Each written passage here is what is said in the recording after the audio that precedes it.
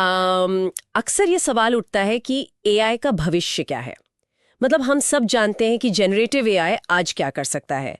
Chat GPT बेहतरीन code लिख सकता है, सोरा शानदार वीडियो बना सकता है और मिड जर्नी किसी भी विचार को तस्वीर में बदल सकता है। बिल्कुल, और अब ये सब कोई नई बात नहीं रही है। हाँ, जो लोग तकनीक को फॉलो करते हैं उन्हें पता है कि ये सिर्फ जनरेशन का दौर है, लेकिन आज हम जनरेशन से आगे एक्शन की बात करने वाले हैं। सही कहा आपने। आज की इस डीप डाइव में हम इस विषय की पूरी परतें खोलेंगे। हम समझेंगे कि कैसे एआई सिर्फ सवालों के जवाब देने तक सीमित न रहकर असल दुनिया में हमारे लिए काम पूरे करने वाले ऑटोनमस सिस्टम्स में बदल रहा है। ये बहुत ही दिलचस्प सफर है। मतलब ये सिर्फ ये बताने के बारे में नहीं है कि फ्लाइट का दाम क्या है, बल्कि बिना किसी इंसानी दखल के उस फ्लाइट को बुक कर देने के बारे में है। मैं बहुत उत्सुक हूँ इस टॉपिक को अनपैक करने के लिए। देखिए, आज की इस चर्चा का मुख्य उद्देश्य इसी विकास यात्रा को डिकोड करना है। हम आज 3 मुख्य पड़ावों पर बात करेंगे: जनरेटिव एआई, फिर एआई एजेंट्स और आखिर में एजेंटिक एआई। श्रोताओं को इस बात का स्पष्ट अंतर समझ में आएगा कि एक सिस्टम जो सिर्फ टेक्स्ट लिखता है और एक सिस्टम जो असल में आपकी फ्लाइट बुक कर सकता है, उनके बीच बुनियादी तौर पर क्या फर्क है। तो चलिए इस सफर को समझने के लिए सबसे पहले जनरेटिव एआई के बुनियादी स्वरूप पर एक नजर डालते हैं। बिल्कुल। अगर इसे एक आसान रूपक के जरिए देखा जाए तो जनरेटिव एआई एक ऐसा तेज दिमाग है जिसके पास हाथ पैर नहीं है। मतलब जब आप किसी लार्ज लैंग्वेज मॉडल यानी एलएलएम जैसे कि GPT-5 या क्लॉड से कुछ पूछते हैं तो वो अपने विशाल डेटाबेस से शानदार आउटपुट देता है। हाँ, क्योंकि उसके मूल में प्री ट्रेनिंग होती है। सही बात है। दुनिया भर की किताबों और आर्टिकल्स का डेटा उन्हें प्रोसेस करने के लिए दिया जाता है। लेकिन इस प्री ट्रेनिंग की अपनी एक बहुत बड़ी तकनीकी सीमा है। इन मॉडल्स को जिस डेटा पे ट्रेन किया जाता है उसकी एक नॉलेज कट ऑफ डेट होती है। हाँ, वो कट ऑफ डेट वाला कॉन्सेप्ट। इसे एक उदाहरण से समझना सबसे आसान है। अगर आप किसी मॉडल से कहें कि ऑस्ट्रेलिया के 3 दिन के ट्रिप का प्लान बनाओ, तो वो अपनी पुरानी ट्रेनिंग के आधार पर सिडनी ओपेरा हाउस का एक बहुत ही सटीक रूटीन तैयार कर देगा। क्योंकि वो एक स्टैटिक जानकारी है जो रोज नहीं बदलती। बिल्कुल। लेकिन समस्या तब आती है जब आपको रियल टाइम जानकारी चाहिए। जैसे अगर मैं उसी एलएलएम से कहूं कि मुझे कल एमिरेट्स की फ्लाइट से न्यूयॉर्क जाना है, तो क्या मुझे कल की फ्लाइट की सटीक जानकारी और कीमत मिल सकती है? तो यहाँ मॉडल फेल हो जाएगा। या तो वो अनुमान लगाएगा या साफ मना कर देगा। क्योंकि अगर उस मॉडल की ट्रेनिंग पिछले साल दिसंबर में खत्म हो गई है तो उसके पास आज या कल की उड़ानों का कोई लाइव डेटा है ही नहीं। एकदम सही। जनरेटिव एआई अपने आप में सिर्फ एक बहुत ही स्मार्ट इंसाइक्लोपीडिया है। वो नई जानकारी को सिस्टम के बाहर जाकर खुद फेच नहीं कर सकता। और मुझे लगता है कि यहीं पर कहानी में सबसे बड़ा ट्विस्ट आता है। हाँ, एआई के विकास का दूसरा सबसे महत्वपूर्ण चरण यहीं से शुरू होता है, जब इस सिर्फ दिमाग वाले एलएलएम को बाहरी दुनिया से जुड़ने के लिए कुछ टूल्स दे दिए जाते हैं।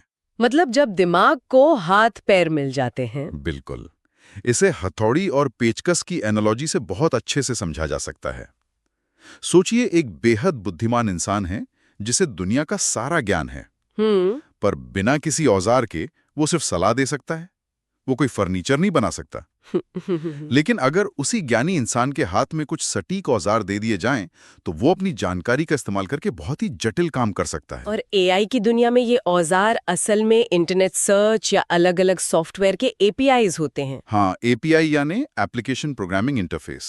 आसान भाषा में कहें तो एपीआई एक तरह का डिजिटल पुल है जो 2 अलग-अलग सॉफ्टवेयर्स को आपस में बात करने की इजाजत देता है। सही कहा। अब उसी फ्लाइट वाले उदाहरण को फिर से देखते हैं। हाँ, वो एक्सपीडिया वाला उदाहरण। अगर एक एलएलएम को एक्सपीडिया या मेक माई ट्रिप का एपीआई दे दिया जाए, तो वो सिर्फ अपने पुराने डेटा पे निर्भर नहीं रहेगा। मतलब वो सीधे इंटरनेट से जुड़ जाएगा। और यही वो पल है जहां एक साधारण जनरेटिव एआई तकनीकी रूप से एक एआई एजेंट में बदल जाता है। ये बहुत अहम पॉइंट है। अगर आप सिस्टम को कमांड देते हैं कि मेरे लिए सबसे सस्ती फ्लाइट बुक कर दो, तो वो एआई एजेंट उस एपीआई के जरिए सीधे ट्रैवल कंपनी के सर्वर से संपर्क करेगा, रियल टाइम में फ्लाइट सर्च करेगा, कीमतों की तुलना करेगा और सबसे सस्ती फ्लाइट तय करके उसे बुक करने का एक्शन भी लेगा। तो एआई एजेंट की परिभाषा ही यही है कि ये एक ऐसा प्रोग्राम है जो इनपुट लेता है और बाहरी टूल्स का इस्तेमाल करके उस संकीर्ण और ठोस काम को पूरी तरह से ऑटोनमस तरीके से पूरा करता है। बिल्कुल, ये एक साधारण चैटबॉट से बहुत अलग है। एक मिनट, मैं यहाँ थोड़ा रुकना चाहूंगी। इसमें एक तकनीकी पेच है। सिर्फ एपीआई जोड़ देने से ये खुद ब खुद काम कैसे करने लगेगा? आपका मतलब है कि वो एक स्टेप से दूसरे स्टेप पर कैसे जाता है? हाँ, क्योंकि एक साधारण कोड तो तब तक रन नहीं होता जब तक उसे हर स्टेप के लिए ट्रिगर ना किया जाए। तो एआई एजेंट बिना इंसानी दखल के ये सब कैसे करता है? ये एक बहुत ही बेहतरीन सवाल है। इसके पीछे रीजनिंग और एक्शन का एक लूप काम करता है। डेवलपर्स इसे अक्सर रिएक्ट फ्रेमवर्क कहते हैं। React framework. हाँ, जब एजेंट को गोल मिलता है तो वो सबसे पहले सोचता है कि उसे कौन सा टूल इस्तेमाल करना है। इसे थॉट कहते हैं। फिर वो एक्शन लेता है, जैसे एक्सपीडिया के एपीआई पर सर्च भेजना। उसके बाद जो रिजल्ट आता है वो उसे ऑब्जर्व करता है।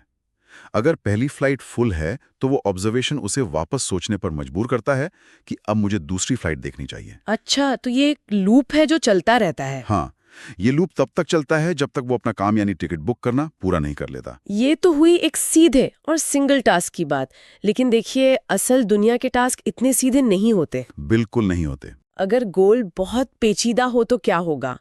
मान लीजिए कि यूजर कहता है कि मैं यूएस में हूं, मुझे मई में 7 दिन के लिए नई दिल्ली जाना है।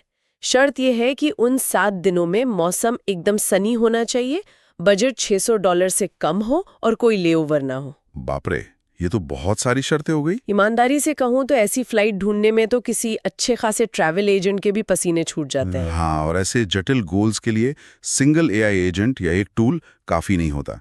यहीं पर सिस्टम को एक से ज्यादा टूल्स की जरूरत पड़ती है। मतलब उसे अलग अलग एपीआईज चाहिए होंगे? बिल्कुल। इस पेचीदा कमांड को पूरा करने के लिए एजेंट को एक्सपीडिया के साथ साथ एक्यूवेदर जैसी मौसम बताने वाली एपीआई को भी कॉल करना होगा। तो वो पहले क्या करेगा, मौसम चेक करेगा या फ्लाइट? वो पहले एक्यूवेदर के डेटाबेस में जाएगा। वो मई महीने के फोरकास्ट डेटा को एनालाइज करके वो 7 दिन निकालेगा जब दिल्ली में लगातार धूप खिली रहेगी। ओके। जब उसे वो तारीखें मिल जाएंगी तब वो एक्सपीडिया के एपीआई पर जाएगा और उन तारीखों के लिए $600 से कम की डायरेक्ट फ्लाइट सर्च करेगा। लेकिन अगर उन तारीखों पर कोई डायरेक्ट फ्लाइट उपलब्ध ही ना हो तो एआई क्या करेगा? क्या वो क्रैश हो जाएगा?